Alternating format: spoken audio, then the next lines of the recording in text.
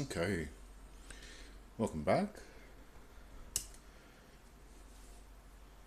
It is 2:25 a.m. on Thursday morning.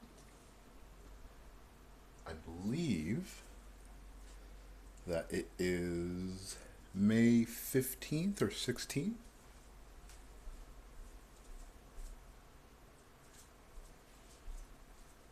And I am up late with too much energy. So I thought perhaps now is the best time to do some solo role playing, since this seems to shut my brain up when I need it to. So I'm just going to get the mood right, put on a little incense, get the lighting nice.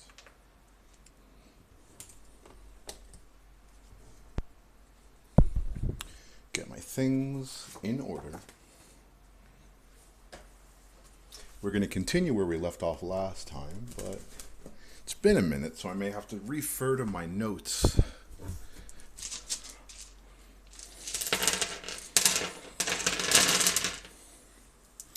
All right.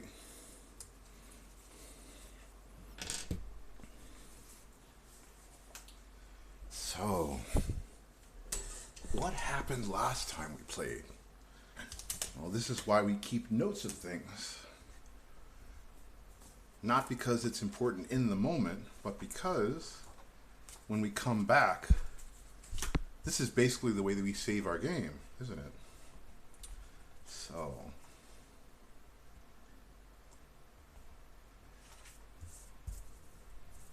last I remember, Bjorn and Linlith went to the dungeon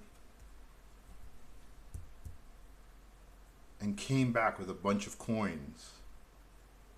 600 electric pieces, that's right. Yeah. They had gone in, they explored a little bit, trying to find something or other. They encountered a berserker and they killed him. And they found a chest full of gold, emptied out the gold, and took the electrum pieces. That's what happened. Yeah. All right, it's coming back very slowly, but it is coming back. So, none of our characters died last session, so we don't need to make any new characters. Which means that today's session will be taking place with Bjorn and Linlith. Those are our two characters. Let's start a brand new day. Let's make note of that. Today is day 8 of our campaign here. Let's see. We'll make a little divider here in between the days so it's easier to keep track of.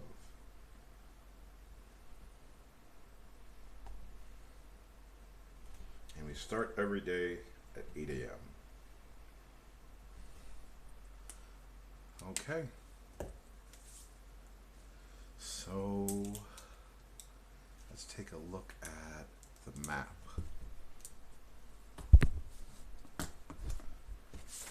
This is what we're playing with right now.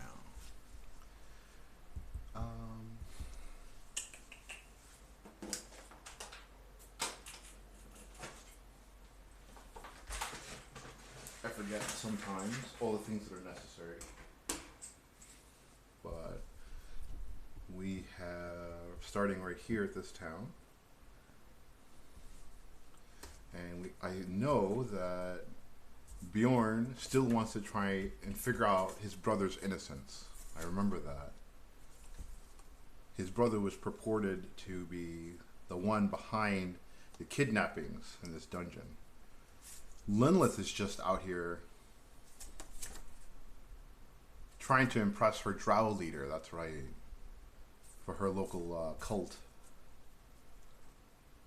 So those are our motivations for these two characters. So they brought back treasure from there. I don't think that's all that's in that dungeon, though. I'm fairly certain that there's a locked portcullis that they haven't managed to get into. So they're going to be sitting at the tavern, wondering what the next step is. Why don't we consult some rumors, or generate some rumors real fast? Why don't we do that? So we're going to use this book here.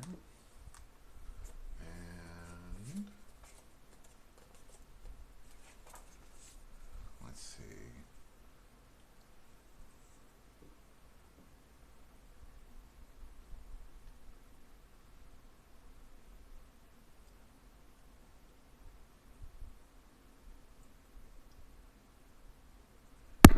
Page 22, I've decided. Sometimes you want to do random things, and sometimes you just want to pick things at random on your own. So we're going to look here at these magical places, this generator right here. And the way this works, this book is, we roll this 30-sided die. That looks like a 9 to me. So there's a valley. That's the name of the place, the type of place. Valley and 25. Of visions. That's scary. So in the tavern that they're in, they hear this rumor about this purported place called the Valley of Visions. And Linlith, in her religious zeal, believes that there might be something of there interesting and of importance, not just to her, but to the town of Bailey Hospice. Let's see. Let's take a look. Let's do an intelligence check for Bjorn, and on a failure, he doesn't go along with it. He thinks this is a waste of time. 14, and Bjorn's intelligence is a 14. It's exactly the number. Bjorn thinks that this might be something worth looking into. He's not sure if they're strong enough to go into this dungeon, to get past that portcullis. The various encounters he's had in there have made him doubt his own strength. So as such, he's willing to go seek out other forms, other ways to gain power. All right, okay. So they're going to go off exploring, trying to find where they think this Valley of Visions is. So let's figure out where they think it's going to be. We're going to roll this 6-sided die, and we're going to count with 1 at the top of the clock, clockwise for every number. That's a 1. So to the north, let's keep that there. 3 hexes. So we know somewhere 3 hexes to the north, there may be this Valley of Visions.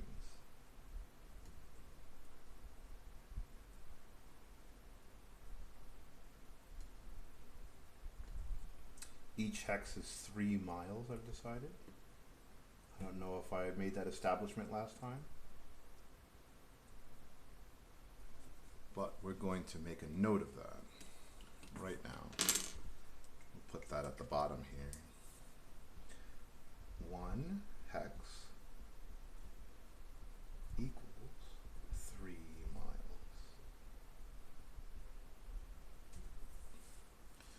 Okay. So that's where they think, that's where they believe that this Valley of Visions may be. So let's put, whoops, let's put a marker there.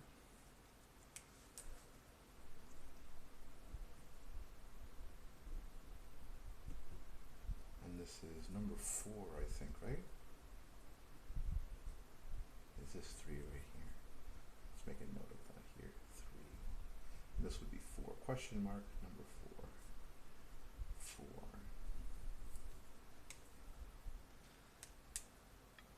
It may not end up being there, but that's where they think it is.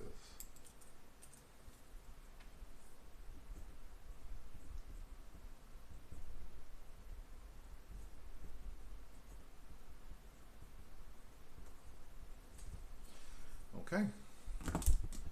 So let's make a note of that in our journal here. All right, this is the other notes right here. That's funny.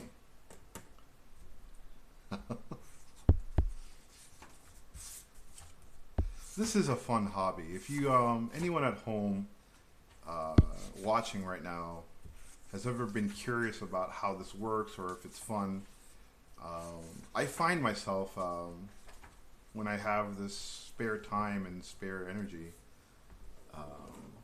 that this quiet kind of hobby is quite good to focus your mind, settle your nerves, and exercise a little creativity. Right, so they're heading out. Rumors of Valley of Visions to north. All right, so now we get our dice out. Let's do this. We're here, and we're going to the north. So the first thing we have to do is check what terrain they're going to be coming across. Let's leave our characters up here, and we'll do this. So the starting hex is a swamp, forested swamp. So we're going to roll on this table right here. You're supposed to land in the box, buddy. That's an 11. And an 11 on swamp is more swamp. So to the north is more swamp. Let's do that.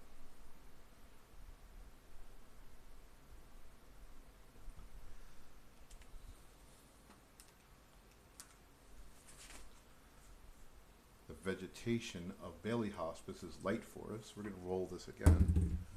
12 on Lost Forest is barren. So there is just this swampiness, but there's not a lot of trees or bushes or anything. Barren. How do we draw barren? What if we just do these dots here? Now there's a river from here, so we're going to roll a river. A 4 on river indicates that this river continues to the north.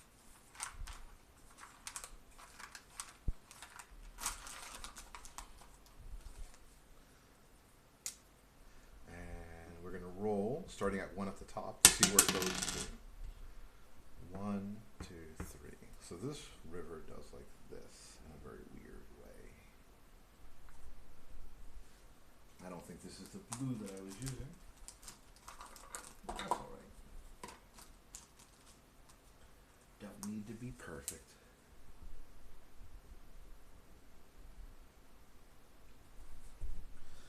Okay. And now we know that there's a river here, it's swampy, and there's no bushes or trees or anything really. It's just this dead marsh in the river. Let's figure out if there's anything to see here. So we roll a d8, and on a 1, there's something. No, 7. Nothing. All right. But maybe there's monsters. We're going to roll this, and on a 1, there's an encounter. No encounter. Cool. So we can continue to move forward. Let's make a note of this in our book here. So, oops, there we go. 9 a.m.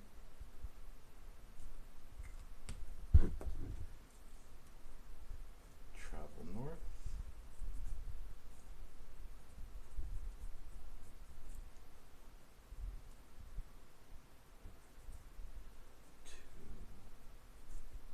Dead swamp.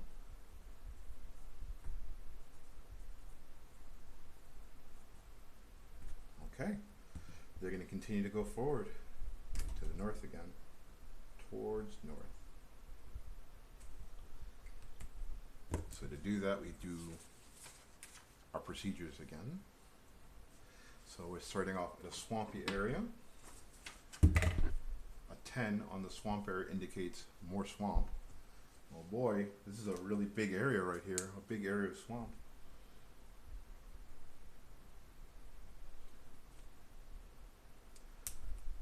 Let's check out what the vegetation is like. It was barren on the last hex. An 11 on barren indicates that it continues to be barren.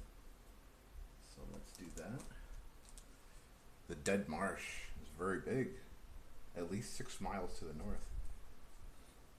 Now there's no river in the previous hex. We're going to roll on water anyway. A 4, where the river ends, means that there's nothing here. No water. Nothing. Okay? Now we roll to see if there's anything here. There's nothing here. And we roll to see if there's monsters. And we're in the swamp, so I'm going to say that since we're so far away from town, the odds increase to 1 or 2. Oh my lord. There's our encounter. Okay. So let's take a look at what we're running into here. To do this, we'll need this book right here. We're going to go look at the encounter table right here. So we'll need the swamp table, a D8. We'll use this big guy. And then we'll need a D20. So let's do that. These two right here. So a 4 and a 12. On the 4, it's a humanoid, table S. So let's go look at table S. Swamp, humanoid, and a 12. Marrow. What are marrow? Let's go look at what a marrow is. Marrow. Marrow. Frightful humanoids, 9 feet tall, with green scales, shaggy weed-like hair, and webbed hands and feet, sometimes called aquatic ogres, dwell in shallow waters, lairing in underwater caves. Oh.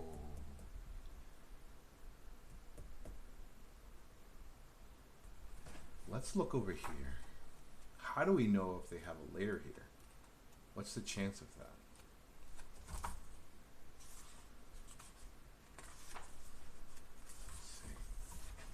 Number appearing. Listed as 2 values, second parentheses. If the first value is 0, monsters of this type are usually not encountered in dungeons. First number 0. These guys are not found in dungeons. If the second value is 0, monsters of this type are usually not encountered in the wilderness and do not have lairs. So because these guys are found in the wilderness, it is possible there's a lair here. So let's see. The second value indicates the number of monsters encountered roaming in the wilderness. The second value multiplied by 5 indicates the number of monsters found in a lair in the wilderness. Okay. So first, I guess we have to determine if this is a lair or not. So let's roll this. On a 1 or a 2, it's a lair. Otherwise, this is just a roaming party of marrow. It is just a roaming party of marrow. So now, let's get 2d6, and we'll figure out how many we're dealing with here. Oh God, 7. 7 marrow. All right. Let's make a note of this here. We'll take this guy right here. Put that there.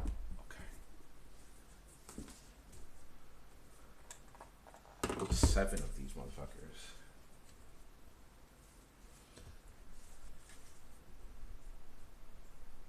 Travel north. Further into Dead Swamp.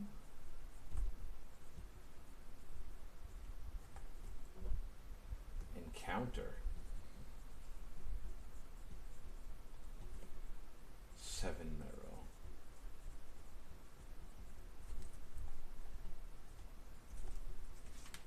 Oh, it's this. That's what it is. Okay. So we need to figure out how much HP each of these marrow have. Let's go look. Oh my goodness, 4 plus 4. So that means each one of these guys has a total. Oh my goodness, okay. Do we even have enough dice for this? 1, 2, 3.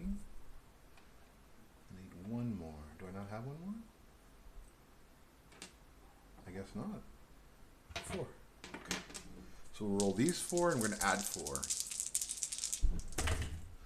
So let's see. 5, 6, 7, 8, 18. Plus 4. Holy shit, that's a lot. That's a lot of HP. 18. So our first marrow. 1, 2, 3, 4, 5.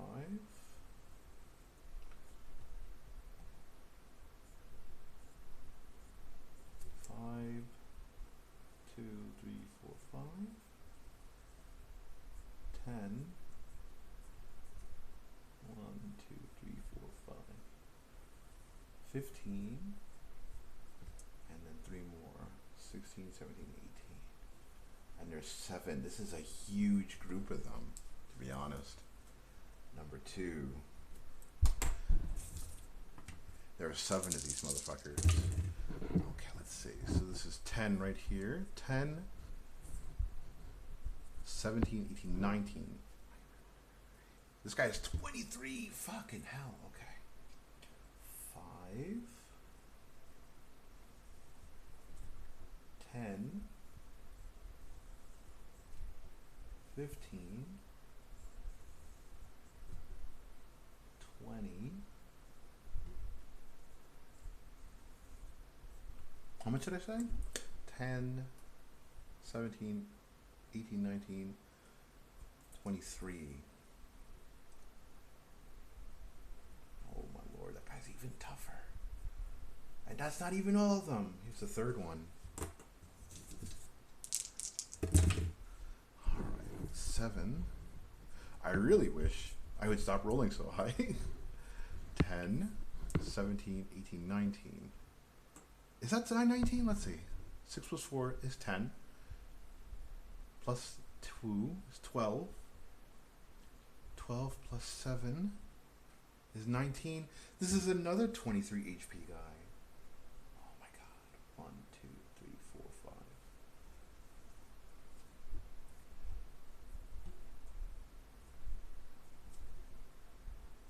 Let's fill in these boxes here.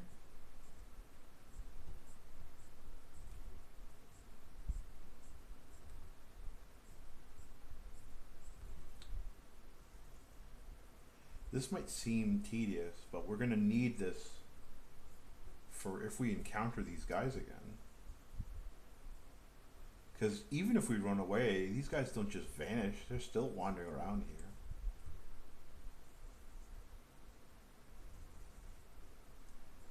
So we need to keep track of these monsters and encounters. The second you don't pay attention to the rules and you start hand waving things is the second you stop caring about your game. So here is number 4. Okay, this seems like he's a little weaker. We got 8, 9, 10, 11, plus 4 is 15. This guy's a little weaker. 1, 5.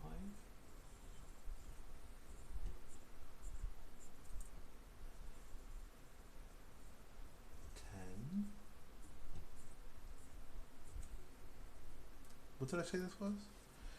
8, 10, 11, 15. Okay. 10, 15. So this guy's the weakest so far of this group of 7 marrow. Here's number 5. Let's see. This is 7 plus 3 is 10. Plus 8 is 18. This guy's 22 HP.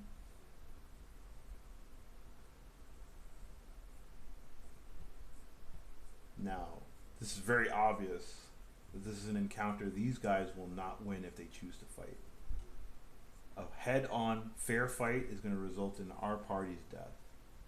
So we're going to have to see what other options are available to us. What did I say was the HP? 10, 18, 19, 20, 21, 22. It's 22. So we'll do this.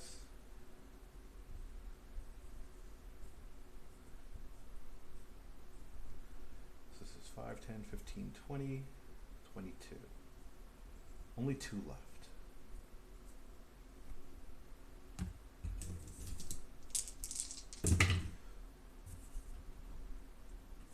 Okay, so this is 10. 16. 16 plus 4 is 20. Okay.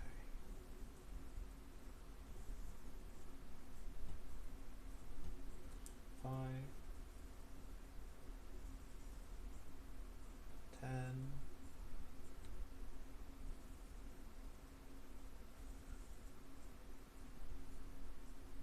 15. 20. And here's the last marrow.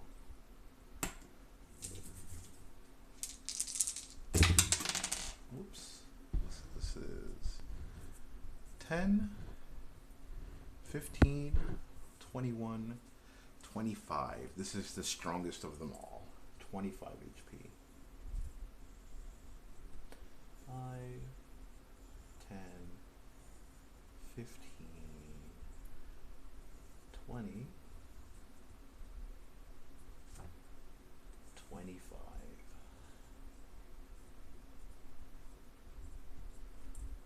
Okay.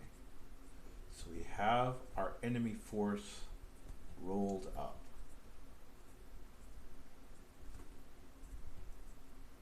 This is a very, very dangerous fight. Or potentially a dangerous fight. Let's figure out now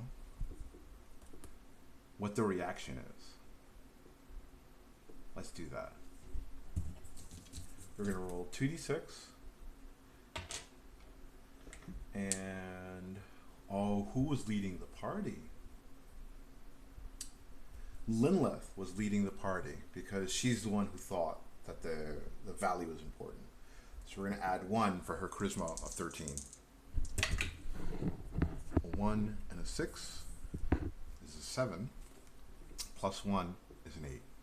These marrow are neutral. They're not immediately hostile. Let's go look at what the rules say about marrow.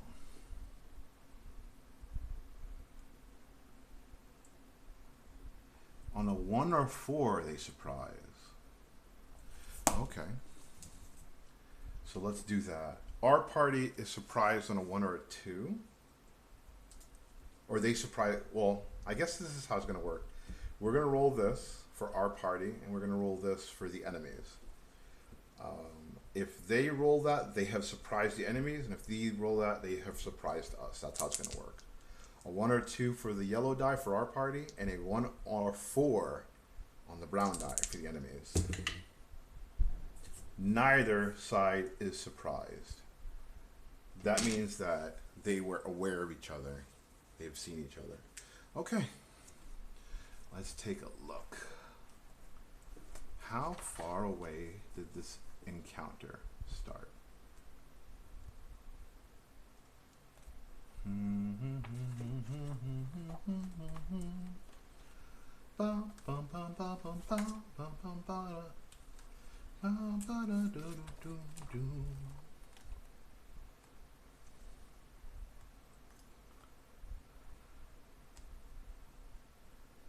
Where's the adventuring rules? I guess it wouldn't be here, huh? No. Let's look in the player's tone. I bet the procedure's in here. Let's see. Yeah, here we go. Adventuring. So we don't want damage and all that. We don't want hazards. Dungeon adventuring. Wilderness adventuring. Yes. Distance. 46 times 10. Neither side of us was surprised. We saw each other from far away. 46 times 10 is how far away this encounter takes place in yards. So let's see. This is 6. This is 10, 13, 130 yards away. So as our party enters this barren, dead swamp area, further away they see a group of these huge aquatic ogre things.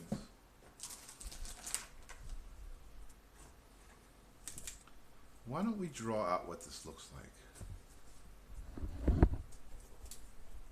So we're gonna put this to the side for now. And we're going to pull out this thing that I bought at a local convention. It's a little battle mat. And let's figure out what this encounter might look like. Let's see.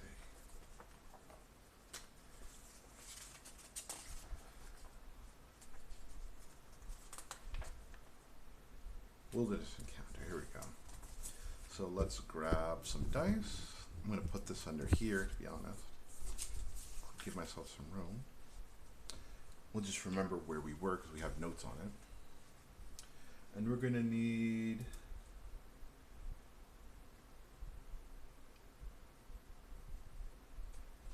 two sets of dice, it says. So let's grab this set of blue and white dice. Let's see. 4, 6, 8, 10, 12, 20. Here's one. And we'll do the same thing for this other set. 4, 6, 8, 10, 12, 20. Okay. That's my dice just fly out of my hand. It's fine. So we're going to drop it onto the board here. And let's try and move things around. Let's see. Okay. So according to our thing here, a D4 are trees, or maybe trunks. I'm just going to spread this out a little bit so it makes a little more sense for me. So here are tree trunks, or trees. And we're in a swamp, so we already decided that there's not a lot of vegetation here, so these are tree stumps.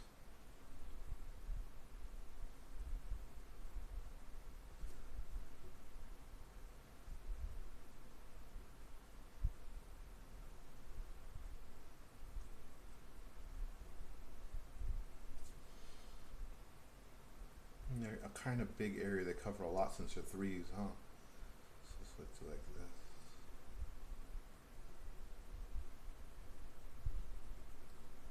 I'll put one more over here.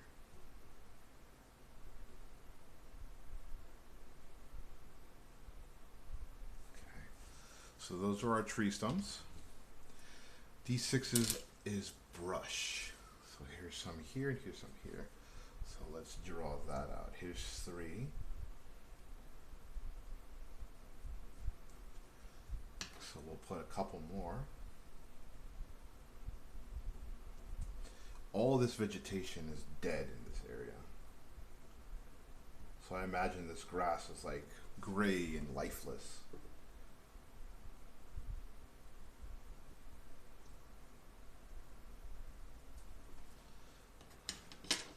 D8 are rocks.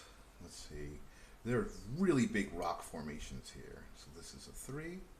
Let's do like this. Maybe they're boulders.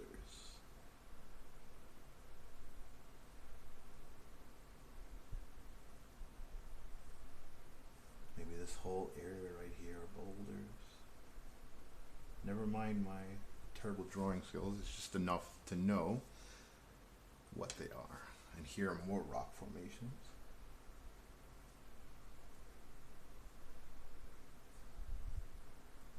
And that was a 6, so that's like the maximum possible. These are huge, huge rock formations.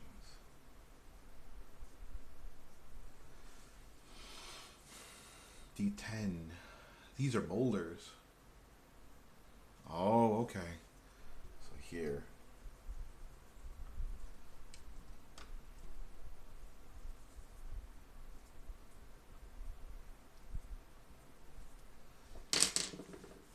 A D12 is rock, crop, or ridge. And that's like from here. So you know what? We're going to do like this.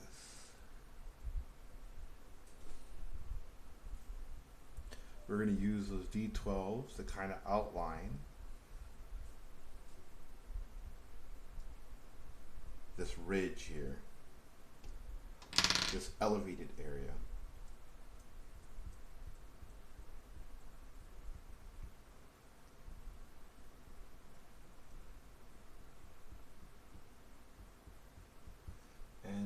20. These are terrain changes. Okay, so one is trees and bush over here. So here we have more dead trees. We're going to do like this. Because this is the dead swamp, of course. And bushes. And over here, this 10, this is water. Okay, so right here, maybe I have this all wrong. Maybe this is where it dips down. Maybe this is all water here.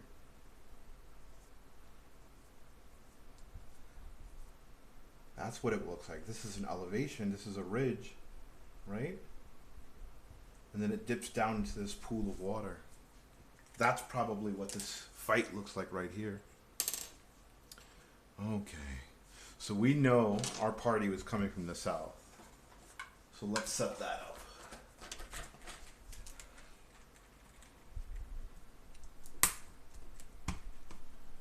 We're going to use red for Bjorn.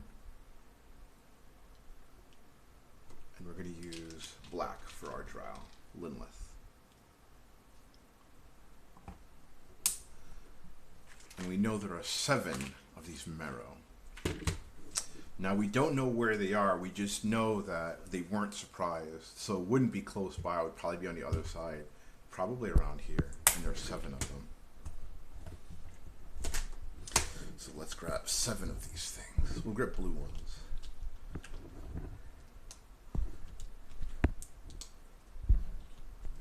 Oh, actually I don't think I have enough tokens for 7, okay. I know I have 6 total of each color.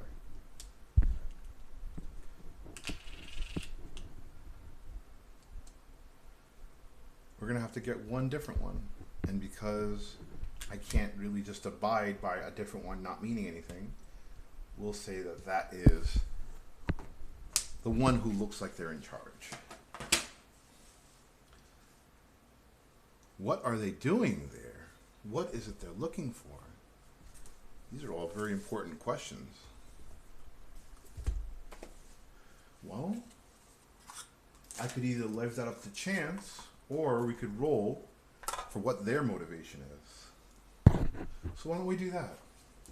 Let's grab this. Let's go look at motivations. 30. Some goofy ones here, but we're gonna see if we can work with it. 4. Duty, general. They're just patrolling, which means that their lair must be close by. So if they're patrolling and they see our group and they don't know them, I imagine that the marrow would stop them immediately and start questioning them, asking them what they're doing, who they are.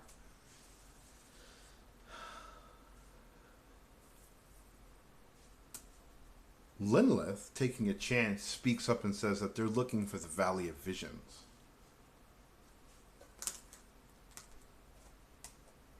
Let's see how the marrow react to this. We'll need 2d6, and we're going to add 1 because of Linlith's charisma. 6, 7. They're still uncertain. The marrow captain, or the leader, says that he doesn't know what they're talking about, but he'll let them go if they give up all their equipment. And Bjorn absolutely refuses. At that point, he looks at Linlith and says that perhaps they should run. Linlith, taking another chance, says to the marrow if there's perhaps anything else they could give, or if they're having any problems they can help sort out, since they don't really have much gear of worth. Let's see how they react to that.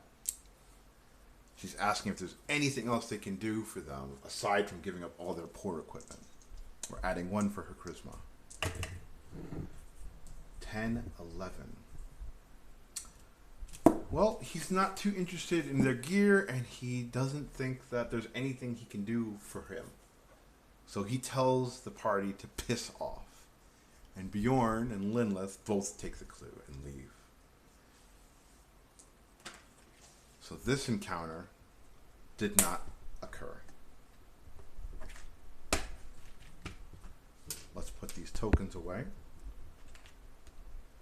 That would have been a slaughter if they did get to stay there and fight.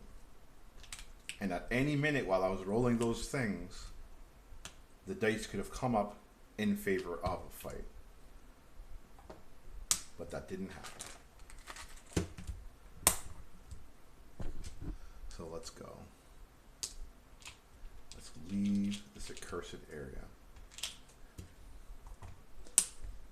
Bjorn, however, worries that if they just go back home, these Merrow are going to follow them. So he suggests to take an alternate route somewhere else. Let's clean up our little page here. Oh, this is fantastic. This was such a good purchase. I got it, this playmat, at this convention called RetroCon Junior, which was in Syracuse at the Museum of Science and Technology. And this vendor was selling these really wonderful little like laminated grid maps. So I bought two, specifically just for using during these games. Okay.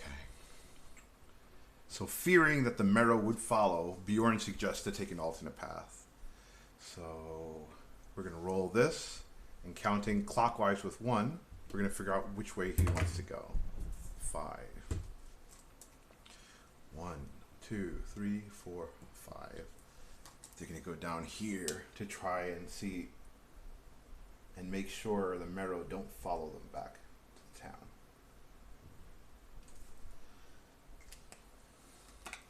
We have to make note of this encounter too.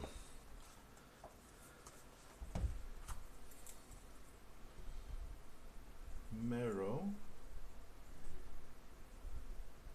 uninterested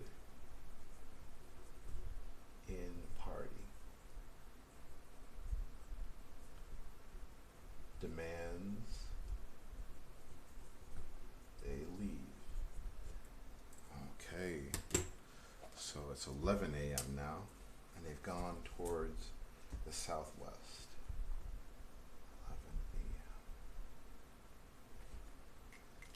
11 a.m. Southwest. All right. Now we got to figure out what's laying there, what is to be found in the southwest. So our original hex was swamp. We're going to have to roll a d12. Let's see, a 5. A 5 on swamp is plains. Okay. The swamp ends here.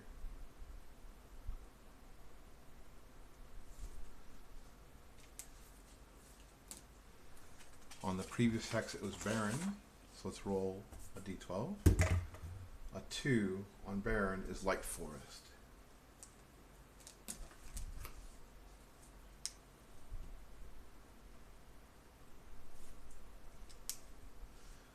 Okay. Now we need to see if anything's here. We're going to roll a d8, and on a 1, something's here. Nothing is here. We're rolling a d6 to see if there's an encounter with monsters. And since we're at least 2 hexes away from town, encounters happen on a 1 or 2. An encounter here too. Oh man. Our players, our adventurers are bumping into a lot of things today. Let's see. Let's go back to the encounter table. We know that these are plains in the forest. Forest here. So let's get a d8 and a d20. We'll get this big d8 and we'll get this little baby d20. So 1, and that looks like a 14 to me. So 1 on the forest is an animal, table F. Forest, animal, and a 14, crab spider. Oh my goodness. Let's see, spider. Giant crab spider. 5-foot-long hunting spiders that can change their color to match the surroundings. How many are found? 1d4. Okay. First, let's figure out if it's a lair. On a 1 or 2, it's the lair of these crabs. It's not the lair, so it's just a group of crabs. And we're rolling d4. 3. 3 of these 5-foot-long hunting spiders. Okay. This seems more reasonable than 7 marrow. Let's make a note of that. Travel to the southwest to light forest. Encounter. Oops, I keep hitting my stand here. Encounter. I think it was 3, right? Yeah, 3. 3 crab spiders. All right. What is the hit dice of these spiders? Let's see. Hit dice is 2. Okay, so we got 3 of them and they're 2 each. So let's do that. 1. Here's a D8, here's a D8. And this guy has 12 HP. 5.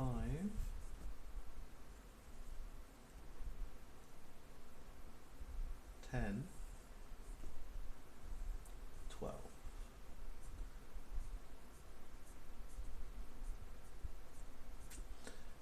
Here's 2. This guy is 7, so 5. 7. And here's the last guy. And this guy has 10 HP. 10.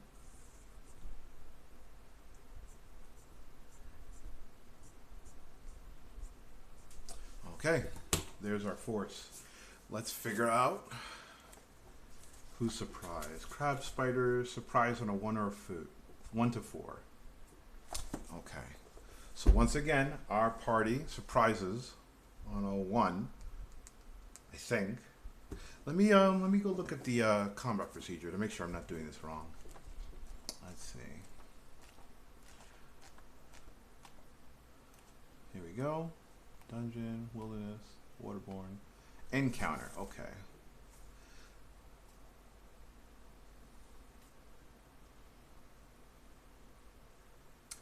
I see, okay. So 1 or 2. So unless it says otherwise, a 1 or 2. Our party surprises the crabs on a 1 or 2, but the crabs surprise our party on a 1 to a 4. Neither side is surprised. What else here?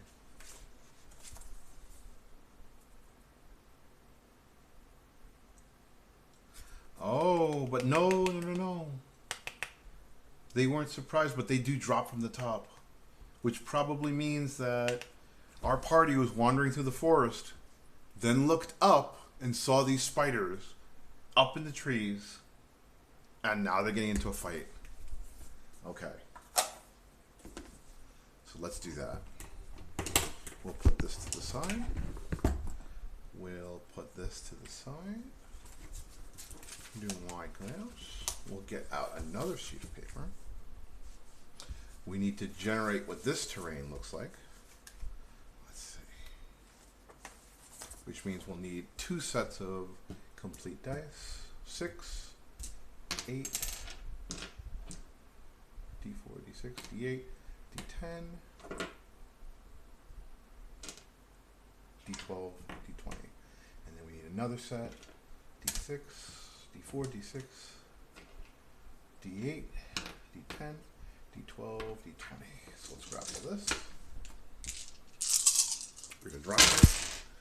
And anything that falls off, we're going to completely disregard. So this is a smaller encounter area. This guy is still on there, so I'm putting him here. Okay.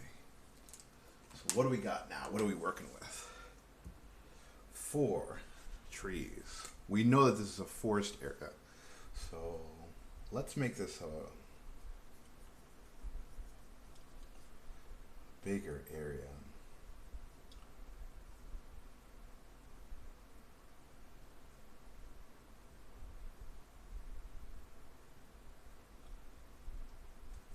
Lots of trees here.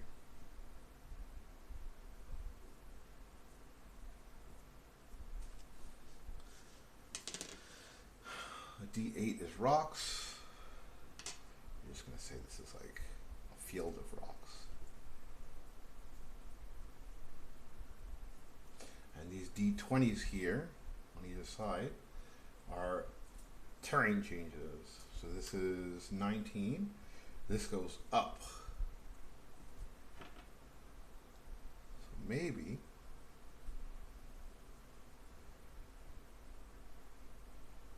this is like a small ridge going upwards. And a 14 here is a change down, which means that like this. And this is downwards. So how do I represent that? Like that.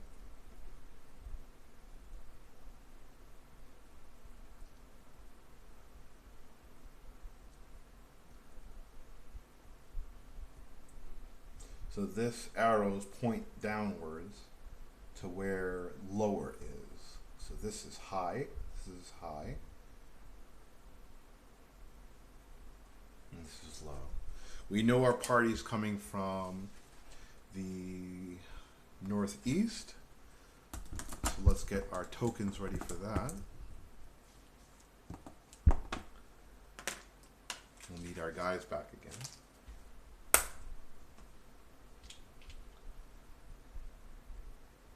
Here's Lenwith, and here is Bjorn. And these 3 crab spiders, we already decided they drop from trees. So around here, and there's 3 of them. So let's get these guys out.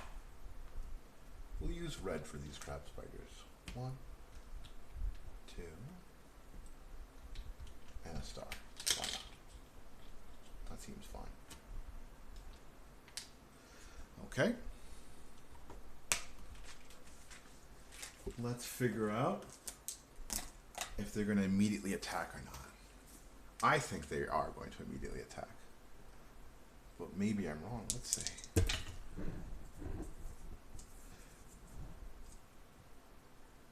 You know what? No. They are attacking. They're hunting creatures.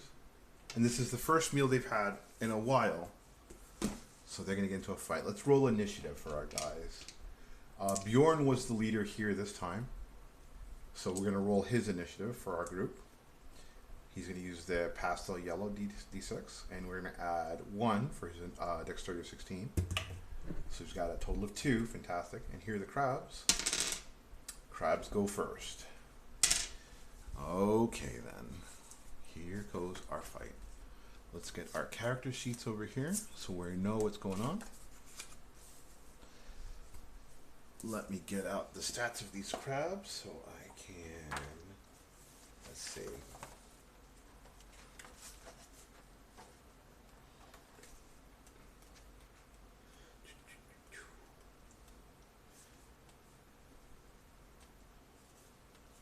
There we go.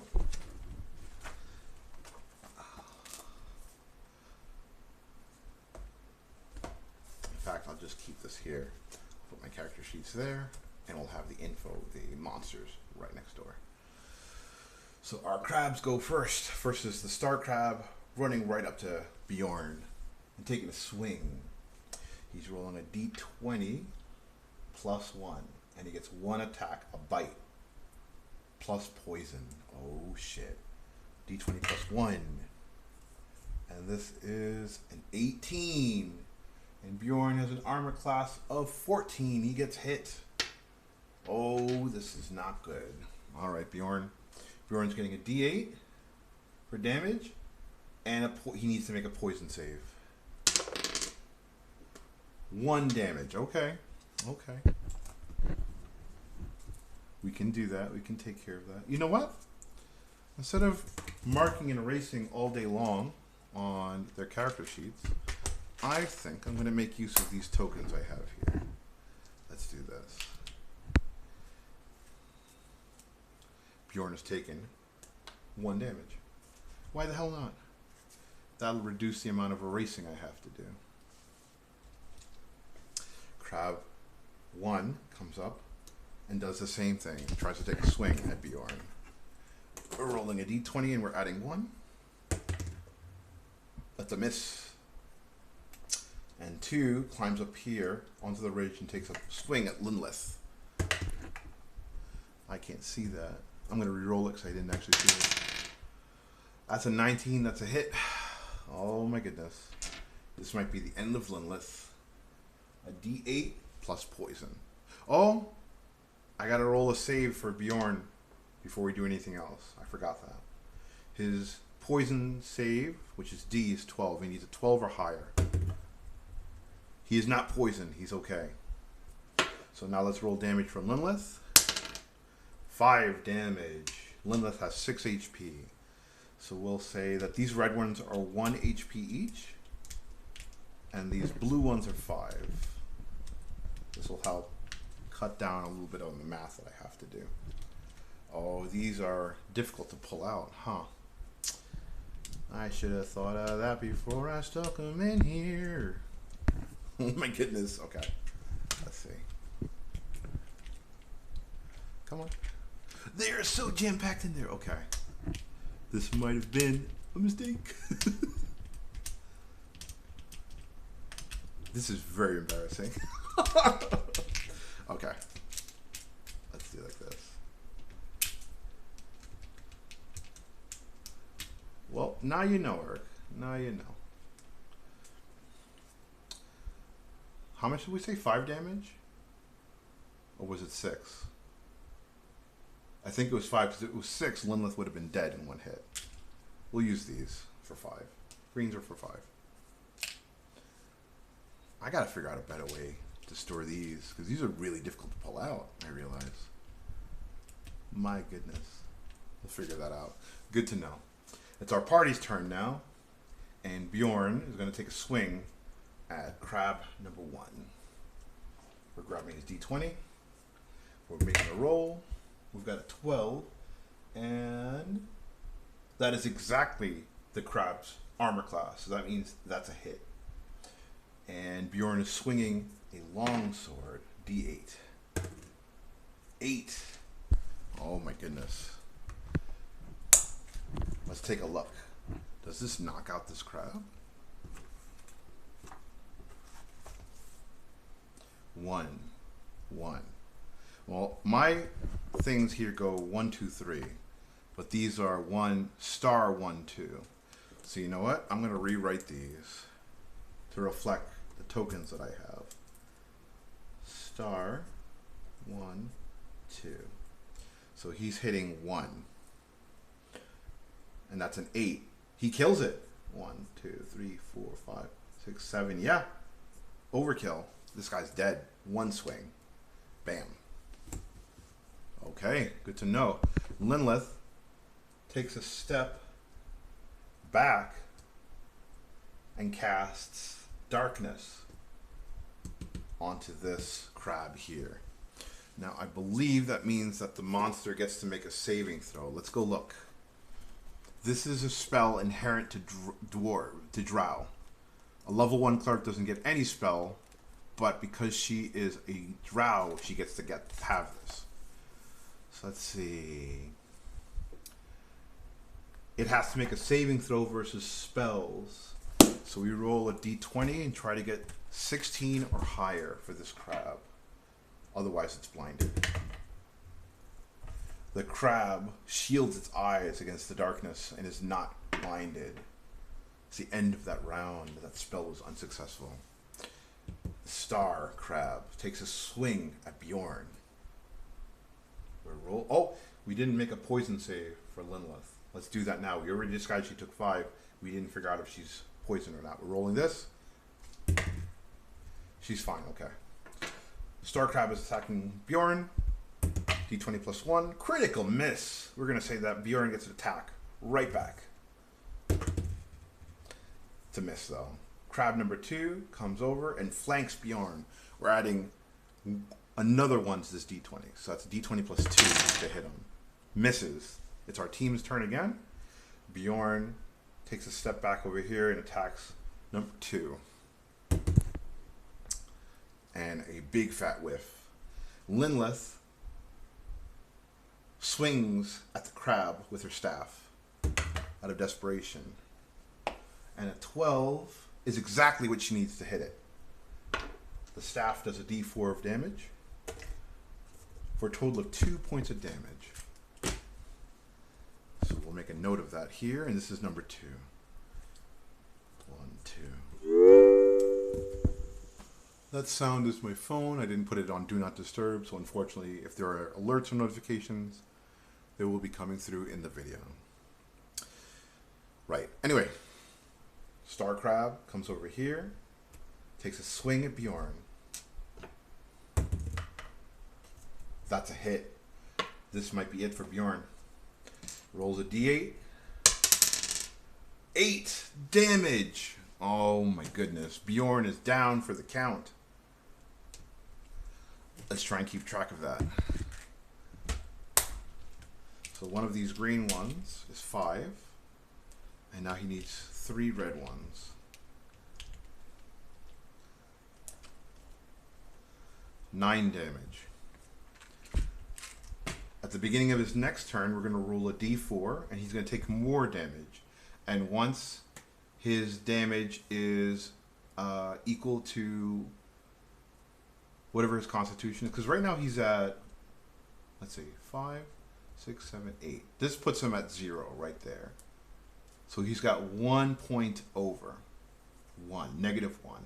Next round, he'll go further into negatives. And the second he's at a negative value to his constitution, he's dead.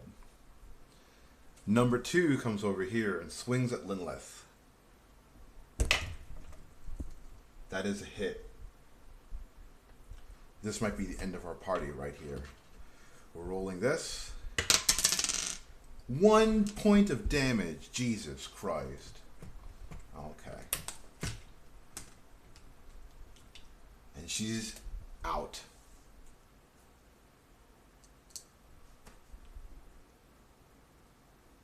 The crabs have laid low our 2 adventurers and dragged them away into the forest. That's the end of that party. They met their untimely demise to hunting crabs in the forest. This is a sad day. I was not expecting them both to fall. Farewell, Bjorn. Farewell, Linlith. Wow, dude. Let's make a note of that here. Bjorn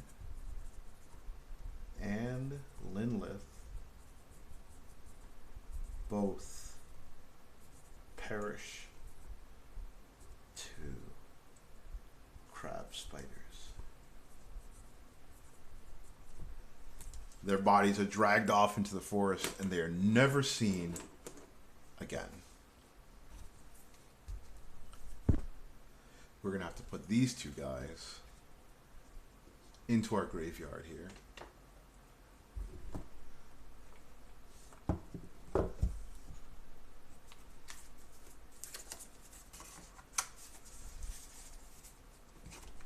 It's not looking too good for our roster. Let's see. I know that Ren is missing forever. Asta is as well. Linlith and Bjorn. Those are the ones we've lost for certain. So who's left? Well, there's actually quite a few adventurers left to choose from. But our graveyard's getting bigger. And the dangers surrounding Bailey Hospice are getting stronger. Or we're discovering more threats. The next time we play, we're going to have to roll up 2 new characters. And we're going to have to figure out what they're going to do. The news of Bjorn's death, or disappearance rather, comes back to town. And Durif, ooh, there's your quest hook right there. Durif, who had left Bjorn previously out of disagreement on how he adventures and handles his affairs, finds out that his old companion never returned back home. And so he sets out to figure out what happened to Bjorn. That's going to be our new game. Our new game next time we play. All right, guys, that has been this episode of Solo Role Playing. I hope you enjoyed it. We'll get back to adventuring next time, and we'll try and figure out how to avenge our fallen comrade Bjorn. Until next time, have a good evening.